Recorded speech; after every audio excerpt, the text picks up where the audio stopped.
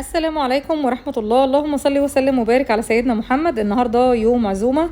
هنعمل مع بعض حاجة بسيطة كده. يعني النهاردة عندي أخويا ومرات أخويا، فإن شاء الله هنعمل مع بعض رز بالكبد والقوانص، وهعمل كمان فراخ مشوية، وهعمل ملوخية بطريقة سهلة جدا ومش هتاخد معايا وقت. كل المكونات اللي انتوا شايفينها قدامي دي هي اللي هعمل بيها الأكل بتاعنا. لايك وشير الفيديو. يلا بينا نشوف أول حاجة هنعملها ايه. في البداية كده أنا حطيت طاسة على النار وحطيت فيها معلقة سمنة وكمان معلقة كده من الزيت، ونزلت فيها أول حاجة بالقوانص والقلوب اللي هي بتاعة الفراخ. الطريقة اللي انت هتعمليها دي مش هتخلي معاك الفراخ زفرة أبدا. هننزل عليها كمان بمعلقة صغيرة كده من الفلفل الأسود، وكمان ورقتين من اللورة، وهنبتدي بقى نقلب كل القوانص دي. احنا مش هننزل خالص بالكبد دلوقتي، الكبد هننزل بيها بعد ما القوانص تستوي. خلي بالك في ناس كتير كمان بتشتكي من ان الكبد والقوانص بتبقى معاهم زفرة، او الرز بالكبد والقوانص بتكون زفرة. جربيها بالطريقة بتاعتي دي، بجد طريقة تحفة، وان شاء الله مش هتحسي فيها بريحة زفارة، بالعكس ريحة وطعم في منتهى الجمال. البهارات بقى اللي انا مجهزاها دي اللي هنعمل بيها الفراخ، طبعا انا مقطعه زي ما انتم شايفين بصل وطماطم، ومجهزه معايا بهارات السبعة وفلفل اسود وكمون وملح، بس كده. وكمان هاخد معلقه من الصويا صوص. هقلب كل المكونات دي كده ببعضها كده. احنا هنشوي الفراخ في الفرن، بس هحطها الاول 10 دقايق كده على البوتاجاز. وبعد ما قلبت كل المكونات مع بعض بالشكل ده، هبتدي بس افردها في الصينيه عشان هبتدي ارص عليها الفراخ. تمام. المفروض ان انت بتحطي الجزء السمين ده من تحت، بس انا بصراحه انا يعني في الوقت ده انا رصيتها كده، لان الفراخ اصلا بتاعتي كانت كبيره، فكنت عايزه اعطيها تسويه بسيطه كده. وبعدين زي ما انت شايفه انا رشيت بقيه البهارات اهو، ما كنتش حطيتها كلها، فهعطيها تسويه كده وهرجع اقلبها تاني بنفس الوضع ده.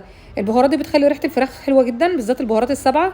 وكمان ابتديت برضو ارش كده معلقه صغيره من الفلفل الاسود، وهرش ملح برضو على خفيف. ابتدي بقى اغطيها وهنرفعها على النار. انا جبت حله كده وحطيت فيها معلقه من السمنه وكمان معلقه من الزيت او معلقتين، وابتديت انزل ببصلايه كده متقطعه قطع صغيره، وهشوحها كويس لغايه ما لونها يصفر. هنا هعمل الرز والكبد والقوانص بتاعتي، طبعا زي ما انتم شايفين في الطاسه التانية لسه ما نزلتش بالكبد. انا كل اللي انا بعمله دلوقتي ان انا لسه بشوح في القوانص عشان اسويها. بعد ما القوانص بتاعتك بتستوي هتنزلي على طول كده فيها بالكبد. ما تحطيش الكبد مع القوانص في الاول، عشان خاطر الكبد لما بتغيب قوي على النار بتحس انها بتجمد تاني، يعني سبحان الله بترجع تبقى جامده مش بتبقى طريه.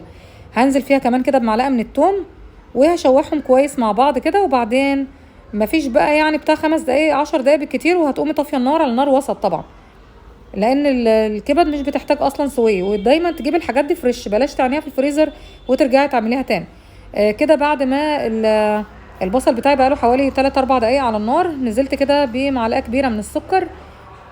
تمام. وهنرجع نشوح كده. انا عايزه اكرمل السكر عشان يعطيني طعم شويه مسكر، وفي نفس الوقت كمان بيعطيني لون للبصلايه بتاعتي. كده خلاص الكبد والقوانص يعني كده بقت تمام. انا مش محتاجه ان انا اعمل فيها حاجه تاني.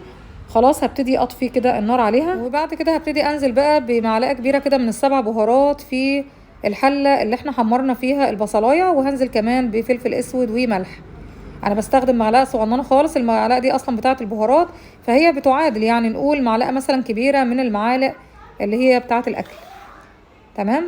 هبتدي كمان انزل بمعلقه صغيره كده من الصويا صوص، دي اللي كانت متوفره عندي، لو عندك اكتر من كده حطي. ونزلت كمان بالرز بتاعي اهو. قلبي بقى كل المكونات دي كده مع بعضها، وبعد كده ابتدي انزلي بالميه عليهم. شايفه اللون بتاع الرز بقى جميل قوي ازاي؟ بس هو ده بالظبط اللي احنا عايزينه. هنقلب كويس قوي البهارات، طبعا زي ما انتم شايفين حطيتها اثناء فوران الزيت والسمنه عشان خاطر ريحه البهارات تكون حلوه، يعني بتبقى ريحتها احلى كمان في الاكل. كده انا نزلت بالكبد والقوانص اهو على وش الحله زي ما انتم شايفين، وغطيت عليها. وما تقلبيش الكبد والقوانص لغايه ما الرز بتاعك يستوي. الفراخ اهي كمان رجعت بقى قلبتها دلوقتي على ظهرها، هعطيها كمان كده تسويه بسيطه من ظهرها. وكده الرز بتاعي اتشرب الميه كلها خلاص. انا زي ما انت شايفه مش بقلب من فوق لتحت، انا كل ده سايباه لما الرز يتشرب الميه بتاعته خالص. وخلاص في المرحله اللي هي الاخيره هبتدي اقلب بقى كل المكونات دي مع بعضها. كده الفراخ بتاعتي بعد حوالي ربع ساعة او تلت ساعة على النار خلاص تقريبا هي كده يعني اخدت نص التسوية. فابتديت اقلبها. خليت الجزء اللي فيه العظم هو اللي تحت، ودخلتها في الرف الاوسط في الفرن على 180 درجة مع تشغيل المروحة، او ممكن ما تشغليهاش، هي كده كده بتاخد حوالي تلت ساعة في الفرن كمان، وهتلاقي الوش بتاعها احمر من غير ما تشغلي المروحة. الرز بتاعي كده ما شاء الله يعني استوى، ريحته حلوه جدا جدا. وفي المرحله دي بتبتدي بقى تقلبي الرز كده من تحت لفوق، عشان لون الرز اللي تحت بتكون البهارات يعني فيه اكتر من فوق. بس بتقلبي بالراحه كده عشان برضو الكبد ما تتهراش معاكي. وكده خلاص الرز بتاعي استوى زي ما انتم شايفين اهو، رز مفلفل ما شاء الله جميل. هبتدي اطفي عليه وشوف الفراخ كمان ما شاء الله تلت ساعه في الفرن بالظبط، وكانت اتحمرت كلها من فوق لتحت كده من غير ما اشغل الشوايه. كده انا حاطه بقى الشوربه بتاعتي اهي، وخرطت الملوخيه في الكيس زي ما خرطتها معاكم قبل كده. بتوفر بصراحه عليا مجهود وطاقه، ويعني ما شاء الله مش بتبهدل معايا الدنيا. كده انا نزلت كمان بالملوخيه بعد ما خرطتها في الشوربه اهو. طبعا كنت حاطه كمان في الشوربه كنت حاطه مرق الدجاج. المرقه بتاعتي طعم حلو جدا للملوخيه بالذات، يعني بتعطيها طعم بجد رائع. بس لو عندك شوربه سمينه زي شوربه بط بقى او شوربه فراخ اللي هي اللي بتبقى منزله سمين كتير دي، مش لازم خالص تحطي مرق الدجاج، ممكن تكتفي بالبهارات. تمام. انا كده خلاص بعد ما يعني حطيت الملوخيه وخلاص، يعني كانت هتبتدي بقى ان هي تغلي معايا. انا طفيت النار، انا مش عايزاها اصلا تغلي. لو غلت الملوخيه منك بتسقط بقى، بتبقى الملوخيه ساقطه تحت في الحله والشوربه فوق. الرغاوي دي طبعا نتيجه لان الملوخيه بتاعتي طازه وانا بقطع الورده كلها من فوق، فبتعطي شويه رغاوي. انت ممكن تلم الرغاوي، ولو سبتيها هي اصلا بعد كده بعد ما بتيجي تغرفيها مش بتلاقيها اساسا يعني.